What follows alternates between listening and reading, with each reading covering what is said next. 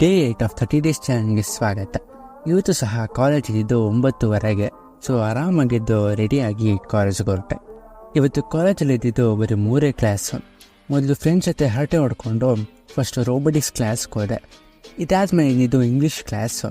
ಈ ಕ್ಲಾಸ್ನ ಕೇಳೋಂಗಿಲ್ಲ ಬಿಡೋಂಗಿಲ್ಲ. ಲಾಸ್ಟಲ್ಲಿ ಇದ್ದಿದ್ದು ಮ್ಯಾಥ್ಸ್ ಕ್ಲಾಸು.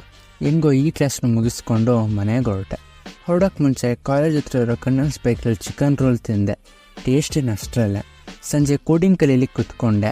ಇವತ್ತು ನಾನು ಆಲ್ಮೋಸ್ಟ್ ಲೂಪ್ಸ್ದು ಎಲ್ಲ ಟಾಪಿಕ್ಸ್ನೂ ಕಲಿತೆ. ನಾಳೆ ಪ್ರಾಬ್ಲಮ್ಸ್ನ ಸಾಲ್ವ್ ಮಾಡಬೇಕು.